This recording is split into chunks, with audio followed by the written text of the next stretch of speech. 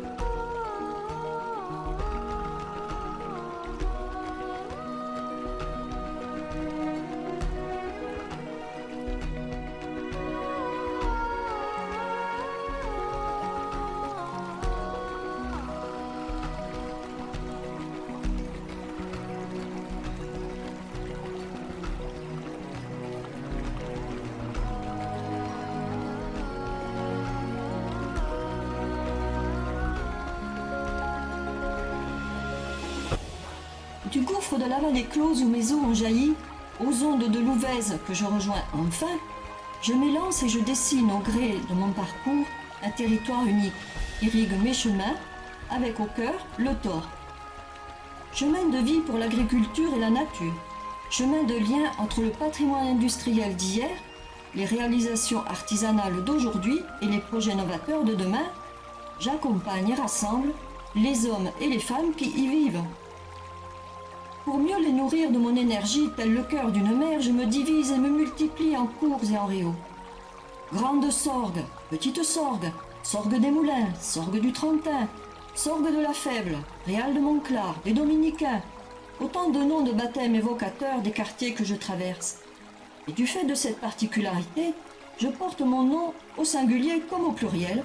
Je suis la source, je suis les sources, conformément à mon étymologie provençale, loup sur Djen. Toujours en mouvement, je suis une eau vive, mais grâce à l'ombre portée par la végétation sur mes rives, je conserve une température constante, fidèle et fugitive. C'est ainsi qu'il faudrait aimer, fidèle et fugitif, disait Albert Camus, tandis que sur le pont qui m'enjambe, son cœur avoué. Sur le pont du Thor, j'ai senti parfois le goût vert et fugitif d'un bonheur immérité. Ciel et terre étaient alors réconciliés. Au Thor, j'ai apporté la vie et offert mes ressources. Aux lavandières, hier avec leurs battoirs vibrants dans mes lavoirs, comme aux industries avec ma force hydraulique. Aujourd'hui encore, je continue avec mes ouvrages d'irrigation pour l'agriculture, sans oublier la pisciculture, la pêche et même les loisirs. Je suis fier de voir la capacité des femmes et des hommes du Thor à exploiter ma force et jouir de mes richesses, parmi lesquelles une richesse champêtre et naturelle. Castors, poissons, martins pêcheurs et cingles plongeurs évoluent à leur aise dans mon eau, tandis que sur mes berges préservées à l'humidité constante poussent des arbres inhabituels sous le soleil, frênes, ormes et aulnes, sans oublier les fougères.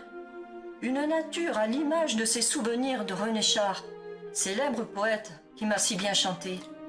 Dans le sentier aux herbes engourdies où nous nous étonnions enfants que la nuit se risqua à passer, les guêpes n'allaient plus aux ronces et les oiseaux aux branches.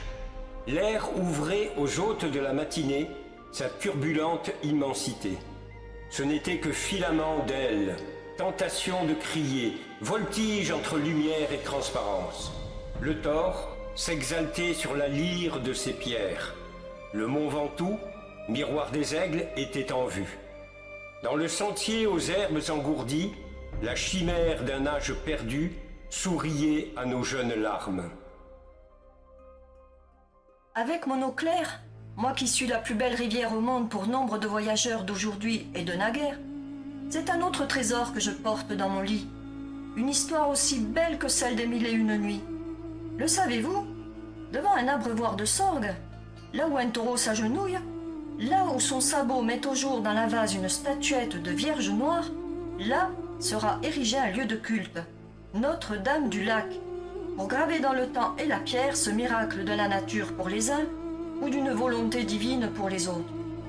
Légende, miracle, mystère, magie, qu'importe, tant moi la sorgue, je suis d'abord force de symbole, tant mon eau est source de vie, force et pureté qui apportent richesse et bon vivre, des collines et vallons berges de cette île verdoyante et fertile qui prend pour nom le Thor.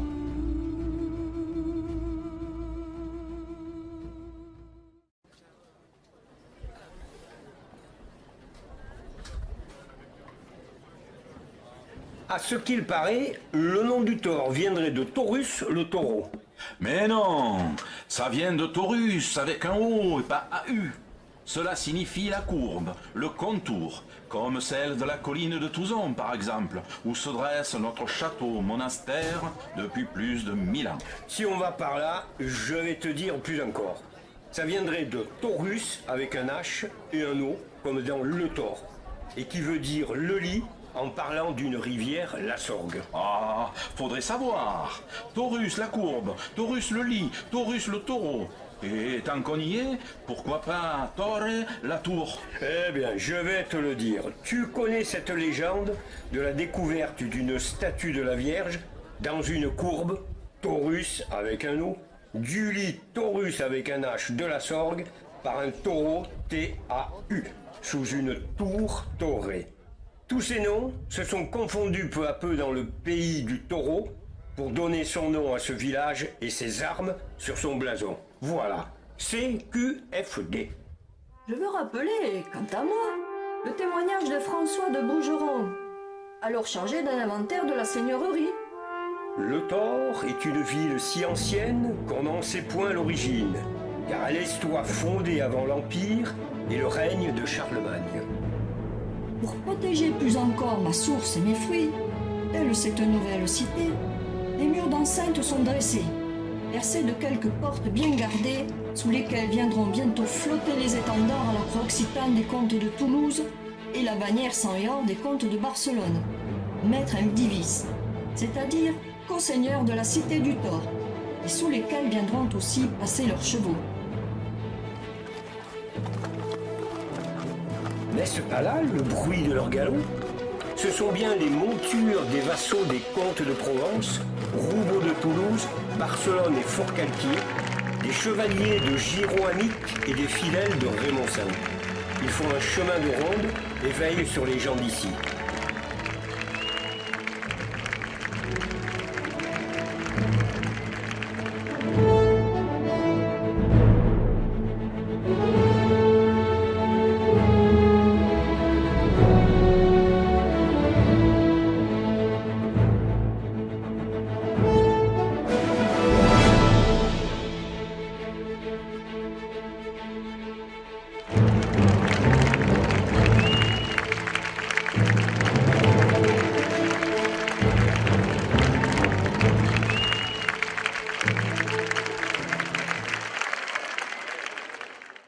Mais écoutez encore, entendez-vous déjà dans le lointain, percevez-vous ce qui viendra demain?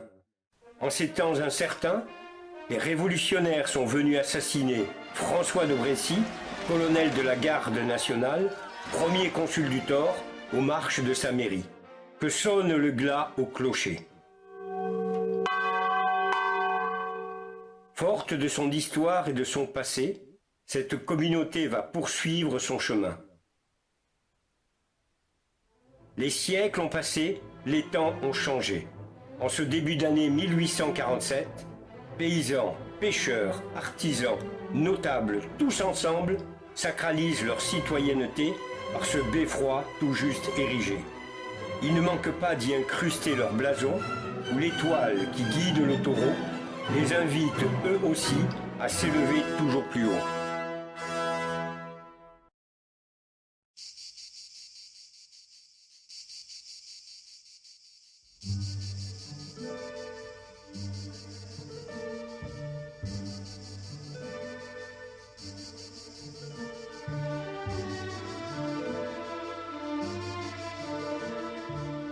J'ai attiré le village dans mon anse. J'ai favorisé la culture de la garance, celle du chasselas. N'aurais-je pas fait pousser un beffroi? Pourquoi pas? Pour voir mon reflet dans ton lit, je m'érige superbe aujourd'hui. Mais ce n'est qu'en 1844 que je commence à m'élever jusqu'à 25 mètres. 25 mètres d'un coup? Pas vraiment. 24 mètres dans un premier temps, et un peu plus tard, rajoute d'1 mètre pour m'équilibrer, et surtout pour que ma cloche soit entendue de beaucoup plus loin par les gens du Sud. Qui a décidé de ta construction? C'est le maire du Thor qui en commande l'exécution à un taurois, Jean-Félix Deveau, car la porte existante était trop étroite. Cette porte, celle qui me supporte, qui passe entre mes flancs, c'est l'entrée principale du village. Et si tu regardes bien, en haut de la voûte, tu verras le blason du Thor, l'étoile qui guide le taureau. Cette porte, il la fallait majestueuse, large, et du nom de Douzaba, elle prend celui de porte Notre-Dame. Dis-moi tout, majestueuse. Tu fais un peu ton cacou. Ce n'est pas un motif suffisant pour l'administration. Bien sûr que non. Sur mes façades nord et sud, on m'a placardé une horloge. Cette horloge, venue du Jura, elle a coûté 900 francs à la commune. Et elle doit sonner les heures et les demi-heures. Mais il y avait déjà un clocher plein de cloches? Celui de l'église juste en face. Oui, mais moi, je donne l'heure républicaine. Car sais-tu, petit, qu'en 1844, la commune du Thor obtient son indépendance par rapport à l'église. Ma cloche sonnera pour la première fois le 15 août 1847, c'est-à-dire il y a 170 ans. Et bon, en 1847, la porte Notre-Dame est terminée. La cage ou campanile s'achève par une flèche et la cloche donne de l'heure républicaine à tous les citoyens du Thor. Les cadrans pour les villageois et ta cloche pour les campagnards. Et les 2 trous dans tes flancs? On me les percera bien plus tard. Ce sont les temps modernes qui en sont la cause. Avec la grande circulation automobile, en 1927, pour la sécurité des piétons, on ouvre d'abord un premier passage et un peu plus tard, un second. Et la déco? Et ce chapeau percé? Chapeau percé, chapeau percé. C'est Maître Colombe, maître serrurier d'Avignon, qui m'installe cette balustrade ornementale en fer forgé. On appelle ça une cage bulboïde. Un campanile destiné à supporter ma cloche. Ouh, le gonflou. Et combien de temps pour arriver tout là-haut? 3 ans. J'avais hâte de voir mon reflet dans les eaux de ma voisine, la Sorgue.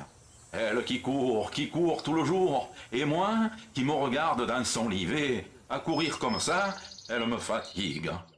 Oui, mais tu ne te regardes pas toujours dans le lit de la Sorgue. De là-haut, tu as dû en voir des choses. Allez, zou, raconte. Je vois l'arrivée du train, le PLM, le Paris-Lyon-Marseille, en 1845, qui va permettre à un génial vigneron, le docteur Seigle, d'exporter sa production de raisins de table vers l'Europe du Nord.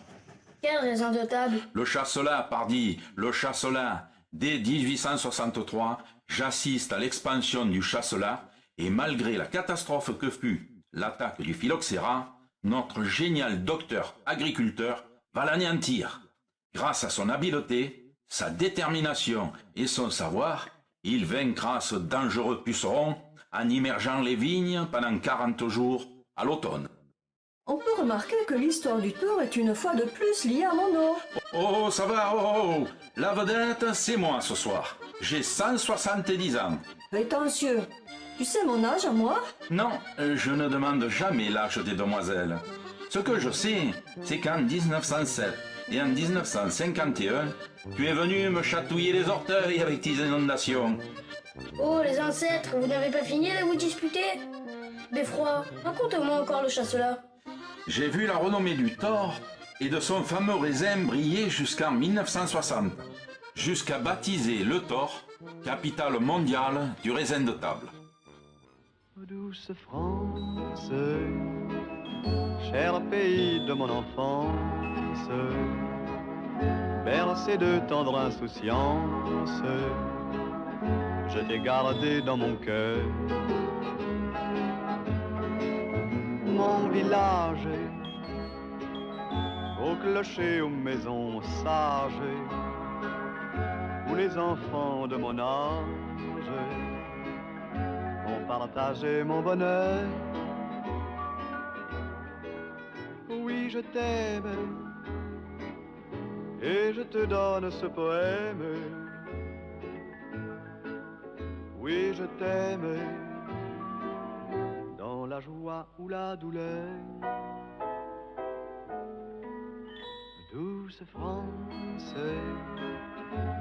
cher pays de mon enfance, bercé de tendre insouciance, je t'ai gardé dans mon cœur.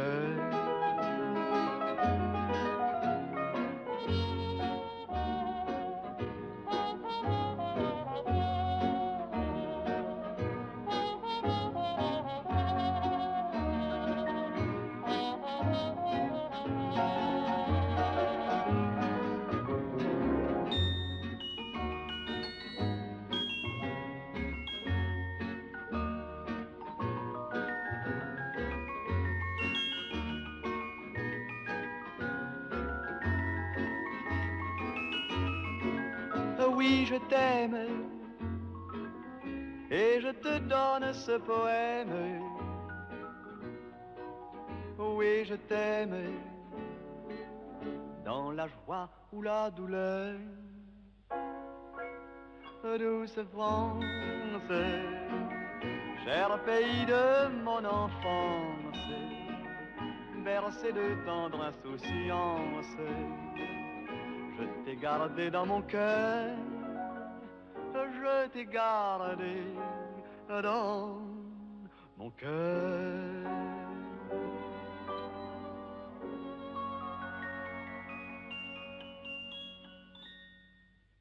Tous les jours, partez vers le nord de l'Europe, 100 wagons de raisins pleins à craquer. La belle aventure du chasse-là durera un siècle, avec son fabuleux marché aux raisins qui se trouvait là, devant moi.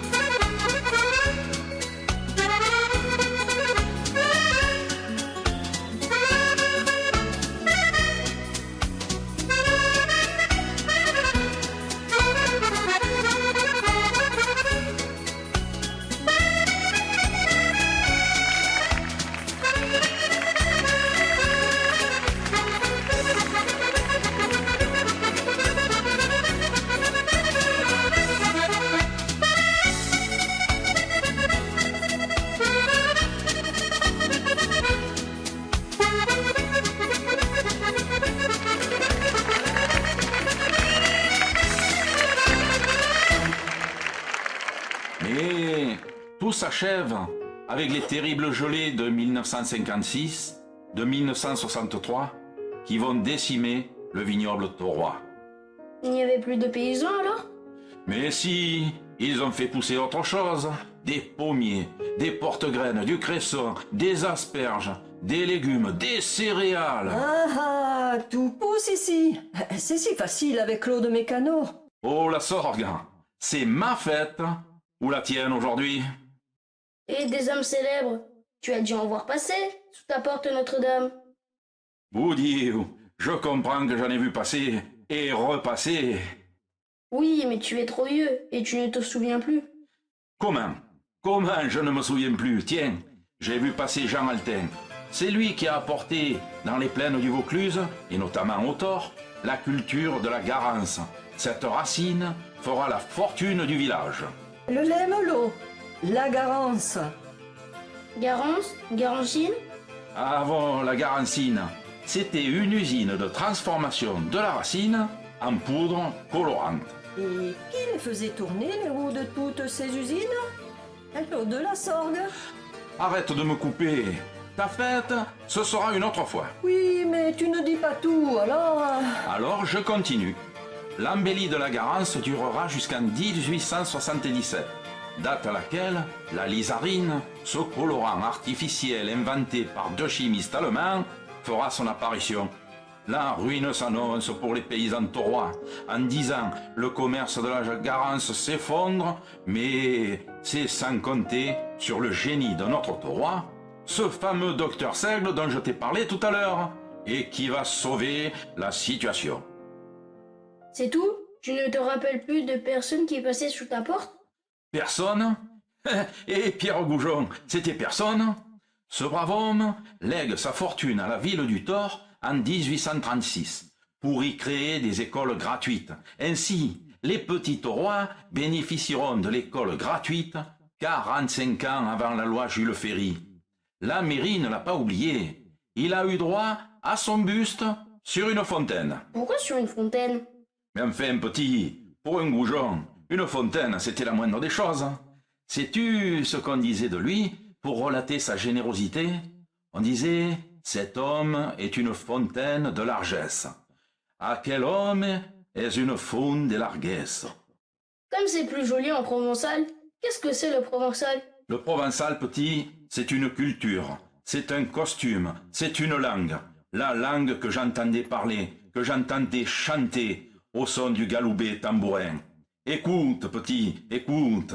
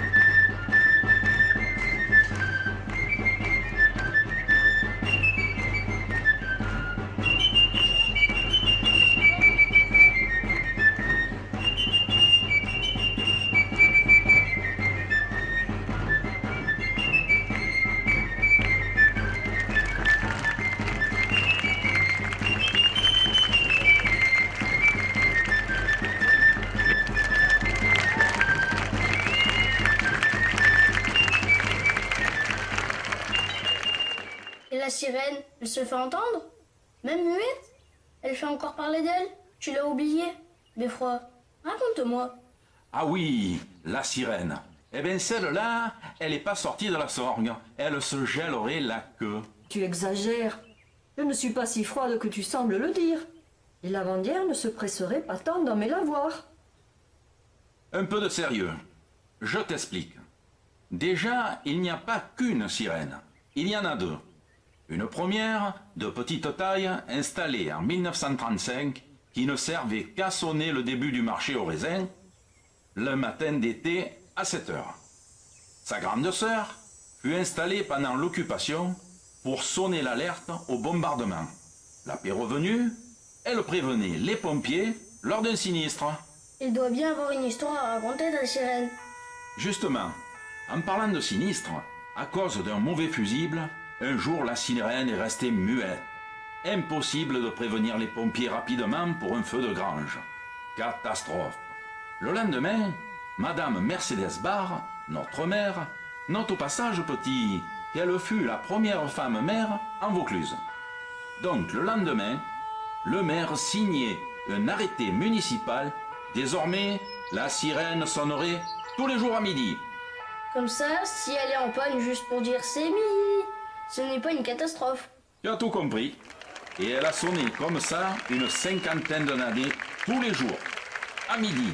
Et bien souvent, elle rappelait les bavards les jours de marché. Mais des oreilles sensibles ont réussi à abolir cette tradition tauroise. Dommage, je ne l'ai jamais entendu. Eh ben t'es petit, fais-toi plaisir. Appuie sur le bouton.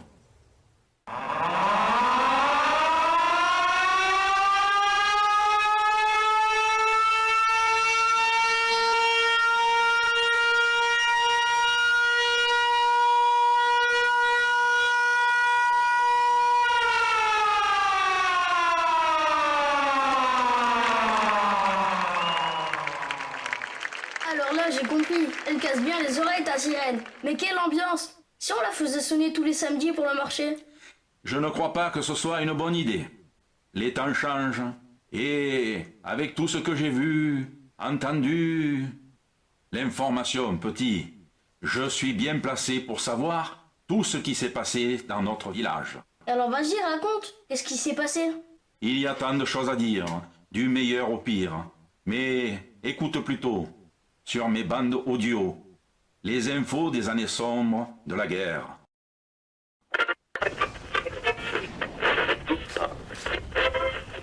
En ce jour de février 42, les troupes allemandes ont franchi la ligne de démarcation.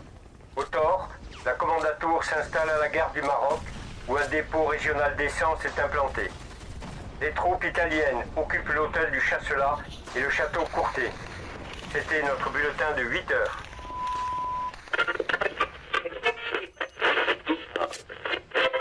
Ce 8 août 44, à l'aube, les forteresses volantes américaines ont bombardé Avignon. Au Thor, l'aviation anglaise bombarde les wagons-citernes. Un avion allemand s'abat sur le quartier du Bourdis, quartier de la Galifette. Les Allemands aménagent une piste d'atterrissage. C'était notre bulletin de 18 heures. Cette piste d'atterrissage, toujours visible aujourd'hui, eh bien on l'appelle encore la piste, sans toujours savoir pourquoi. Dans ces années-là, vois-tu petit, on se protège, on préserve sa vie comme on peut. On ouvre même 2 tranchées derrière la mairie pour permettre aux taurois et aux écoliers de s'y réfugier à chaque alerte. On résiste au STO, le service du travail obligatoire. La plupart des réfractaires rejoignent le maquis, où s'illustreront 2 taurois bien connus, Jean Garcin, alias colonel Paillard, et Poffon Bégou, sous le nom de capitaine Balkan. D'autres feront le choix de rejoindre l'armée de libération et rendront sa liberté à l'Autriche. Faute de denrées alimentaires, on n'hésite pas à arracher certaines vignes. Place aux pommes de terre, aux pois chiches, aux faillots, au tabac. Plus question de vente, mais consommation directe, poulailler, cochon et système des taurois. Et la débrouille paysanne locale.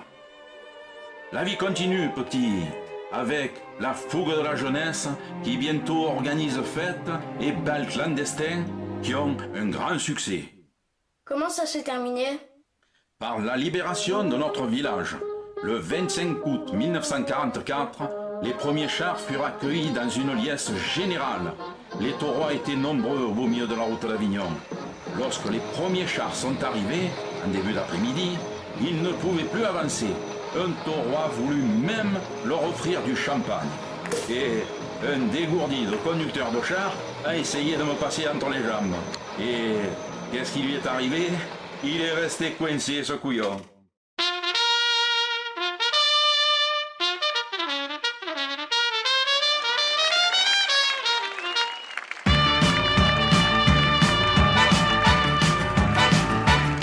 He was a famous trumpet man from old Chicago way.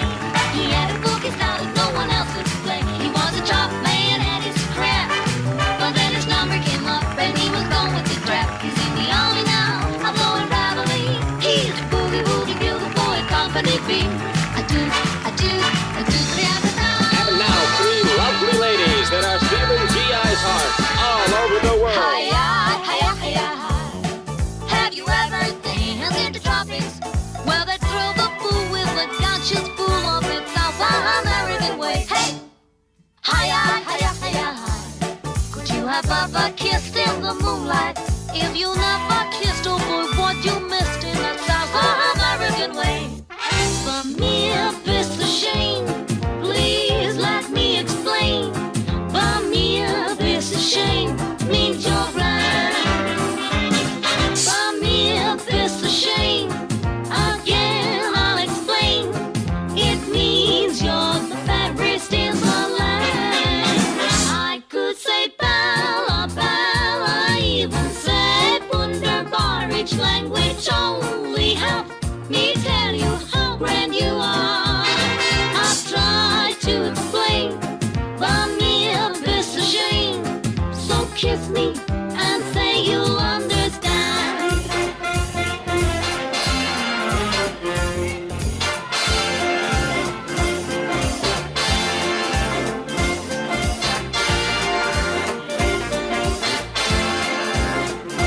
Okay, guys, grab your gal and hit the floor, cause here's that beat you've been waiting to swing to. Who's in love with daddy with the beautiful eyes? What a pair of lips I like to try and decide. I just tell him, baby, won't you swing it with me? Hope he tells you, baby, what a wing it would be. So if that lightning, darling, may I introduce that? Forgive me waiting while I'm in the mood. In the mood. In the mood. In the mood. It didn't take me long to say I'm in the mood now.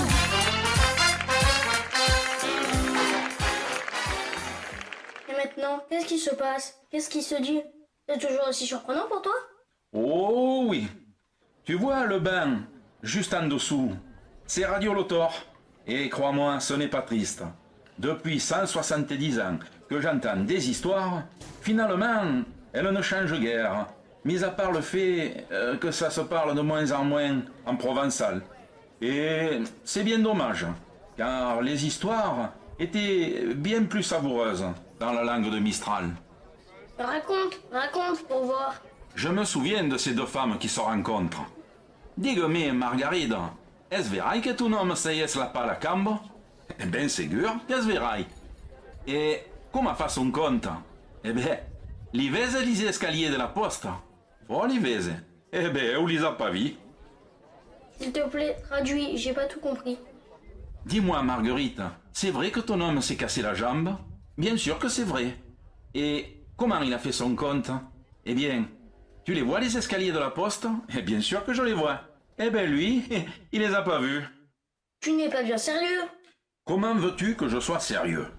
Toute la journée, j'entends les galéjades des yaka-yaka, là, devant. Et en plus, je suis aux premières loges pour le marché du samedi, pour toutes les fêtes. Le carnaval, les fêtes du terroir au printemps et ses défilés magnifiques.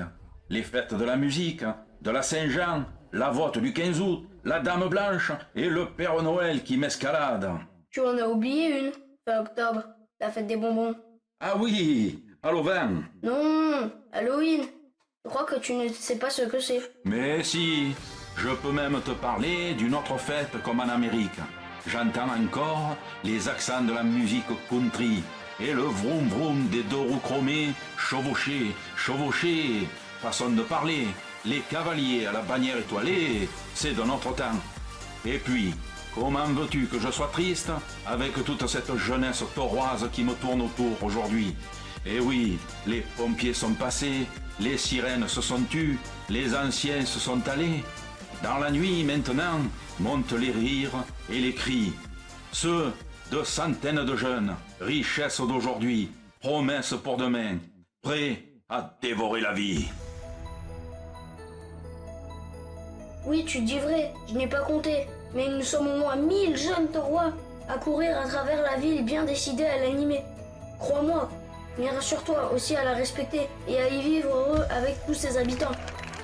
C'est vrai, je les vois.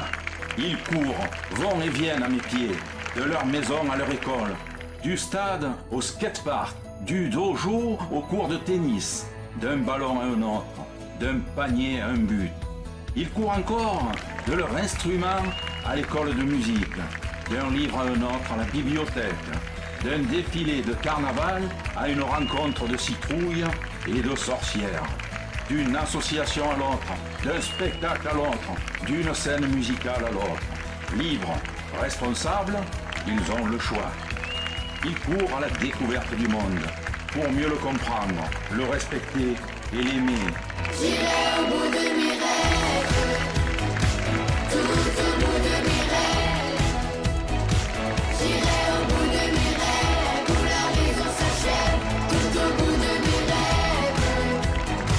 J'irai au bout de mes rêves, tout au bout de mes rêves, où la raison s'achève, tout au bout de mes rêves. Et même s'il faut partir, changer de terre ou de trace, s'il faut chercher dans l'exil l'empreinte de mon espace. Et même si les tempêtes, les dieux mauvais, les courants nous feront courber la tête, plier genoux sous le vent. J'irai au bout de mes rêves, tout au bout de mes rêves. J'irai au bout de mes rêves, où la raison s'achève, tout au bout de mes rêves. J'irai au bout de mes rêves, tout au bout de mes rêves, où la raison s'achève, tout au bout de mes rêves. Le monde campanile, je peux bien l'avouer, à vous tous qui m'écoutez, je les regarde avec fierté. Quant à toi, la sorgue, mon ami, en confidence, je te le dis, ainsi restauré, ainsi embelli, avec gratitude, je me sens rajeuni, ragaillardi même, et à l'idée de repartir pour 170 ans d'une nouvelle vie, avec ton onde pour m'accompagner, je sens mon cœur battre la chamade. Merci de ta confiance, Beffroi. Merci de ta présence au milieu des taurois. Et maintenant que tout est dit, à l'unisson de nos cœurs, l'entendez-vous battre et nous vivifier? L'énergie du cœur des sorgues